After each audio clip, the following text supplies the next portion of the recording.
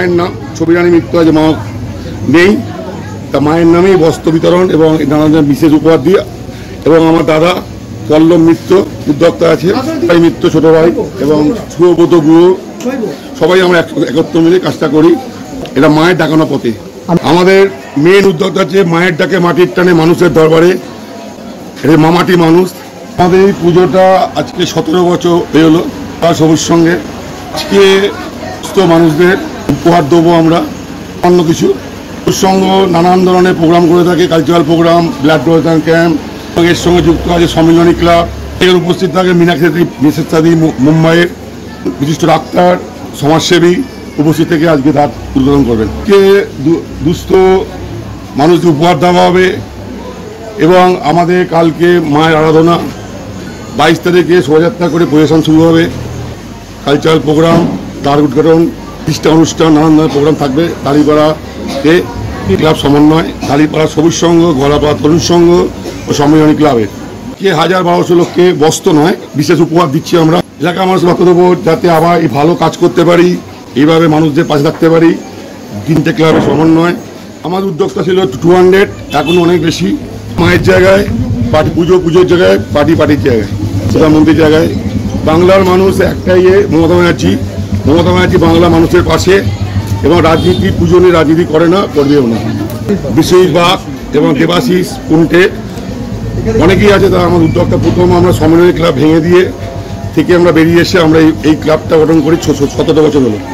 উৎসবের 17তম শ্যামা পূজার দ্বারক ঘাটনের অনুষ্ঠানে সুযোগ করে দিয়েছেন, তার জন্য আমি কৃতজ্ঞ আপনাদের কাছে।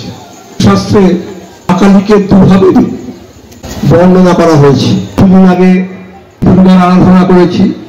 দেবী দুর্গাকে সৃষ্টি করেছিলেন দেবতারা অসুরকে ধ্বংস করার জন্য।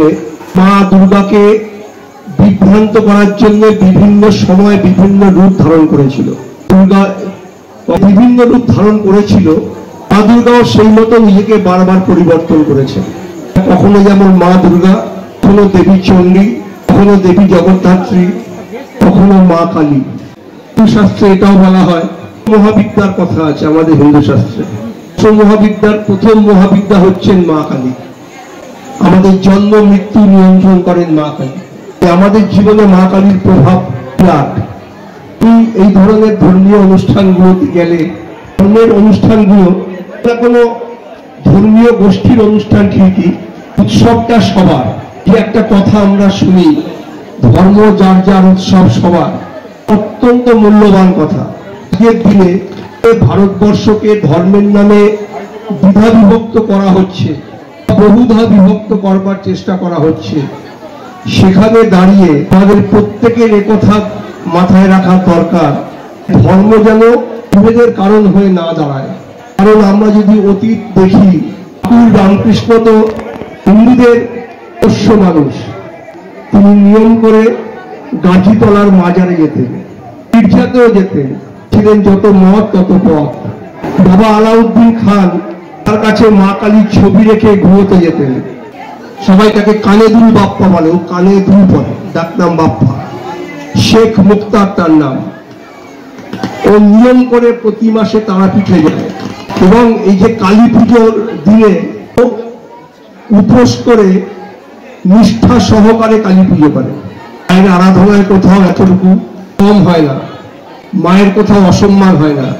অ্যান্টনি ফিরিঙ্গি তার একটা গান ছিল, আমার খোদা যে হিন্দুর হরি সে। আমার যিনি খোদা হিন্দুর তিনি কৃষ্ণ আর খ্রিস্টে তফাৎ কিছু নাই। এটাই ধর্মের মূল কথা। কৃষ্ণ তিনি খ্রিস্ট, আমার যিনি খোদা তিনি হরি। এই মূল কথাটা যেন আমরা সবাই মনে রাখি, কারণ একটা অত্যন্ত সংকটময় সময়ের মধ্যে দিয়ে যাচ্ছি আমরা। একটা ধর্ম নয়, হয়তো সব ধর্মেরই কিছু মানুষ আছেন, ধর্ম যাদের কাছে ব্যবসা, তারা ধর্মের নামে সমাজকে বহুধা বিভক্ত করবার চেষ্টা করছে।